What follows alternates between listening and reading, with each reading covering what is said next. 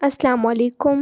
ہڈیوں کے مسائل کے سلسلے میں آخری ویڈیو پیش کی جاتی ہے، جس میں ہم خواتین کے اہم مسئلے عرق النساء پر روشنی ڈالیں گے۔ طبیب اعظم نور مجسم کی روشنی میں ہڈیوں کے مسائل کا آخری پروگرام عرق النساء پیش کیا جاتا ہے۔ نساء عورت کو کہتے ہیں، لہٰذا اس بیماری کو خواتین کی بیماری کہتے ہیں۔ آپ کی میزبان انیلا منصور کی طرف سے خوش آمدید۔ میں آپ کو بتاؤں گی کہ یہ بیماری کب، کیوں اور کیسے ہوتی ہے۔ میرے پروگرام کو غور سے ملاحظہ فرمائیں تاکہ آپ اس سے دور رہ سکیں۔ تو آئیں اب ہم چلتے ہیں اپنے موضوع کی طرف۔ عرق النساء میں طب نبوی سے علاج۔ عرق النساء دراصل خواتین کی بیماری ہے اور کمر کے نیچے کے حصے سے شروع ہو کر ٹخنے تک پہنچتی ہے۔ اس کا مریض لنگڑا کر چلتا ہے۔ بعض اوقات درد اس قدر شدید ہوتا ہے کہ مریض کو کچھ ہوش نہیں رہتا۔ بعض دفعہ غذا کی کمی، کام کی زیادتی، اسپرنگ والے گدے کا استعمال، ہڈیوں کی کمزوری یا حادثاتی طور پر مہروں کے دبنے کی بنا پر سائٹکا نبض دب جاتی ہے، جس کی وجہ سے یہ مرض پیدا ہوتا ہے۔ غذا کے ساتھ آپ کا سونے والا گدا بھی سخت اور ہموار ہونا چاہیے۔ جو ساگودانے کا دلیا روزانہ ناشتے میں لیں۔ مغز پنولا 100 گرام لے کر اپنے وزن کے مطابق کسی مستند حکیم سے مشورہ لے کر اس کی مقدار مقرر کروا لیں۔ احتیاط کے طور پر 2 گرام دن میں نیم گرم پانی کے ساتھ لے سکتے ہیں۔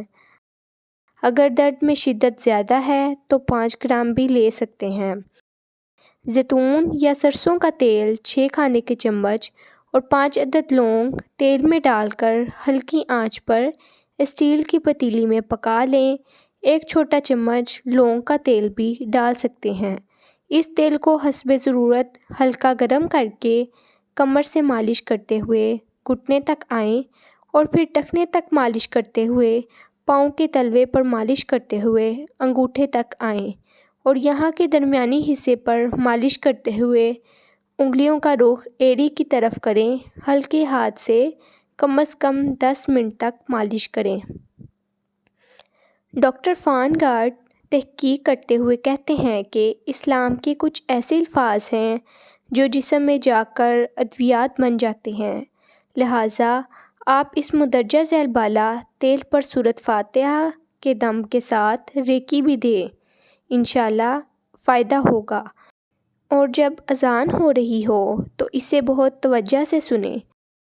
کلونجی اور میتھی دانہ ہم وزن لے کر صفوف بنا لیں۔ 2 گرام صبح ناشتے کے بعد اور رات کو کھانے کے بعد نیم گرم پانی کے ساتھ لے لیں۔ ایسے مریض جنہیں قبض ہے وہ ریشے دار چیزوں کا استعمال کریں۔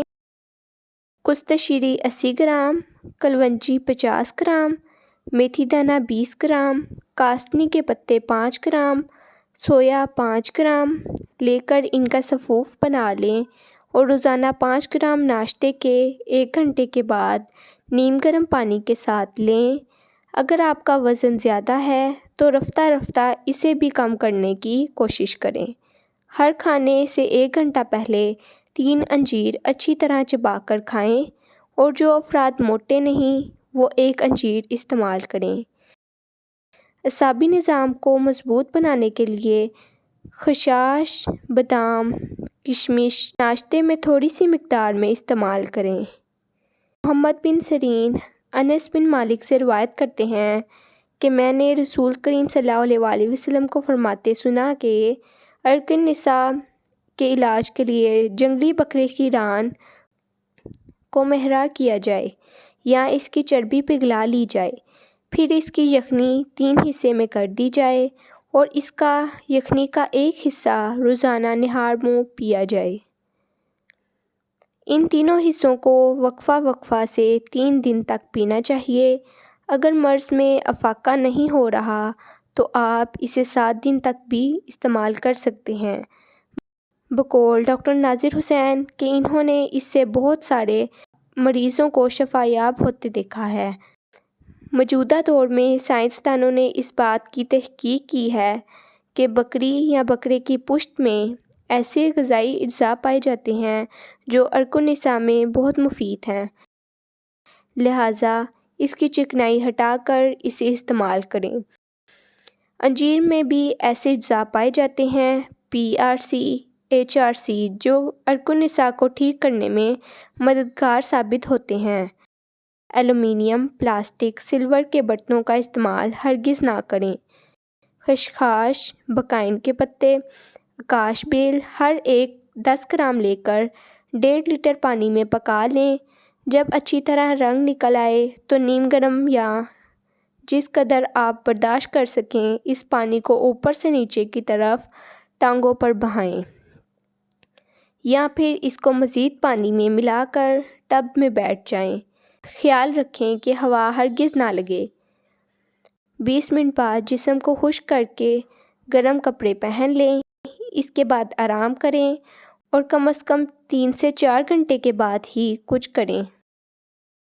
اس کے دوران درود شریف کا ورد کریں اور اپنا تعلق خدا سے قائم کرتے ہوئے اس کی حمد و ثنا کریں۔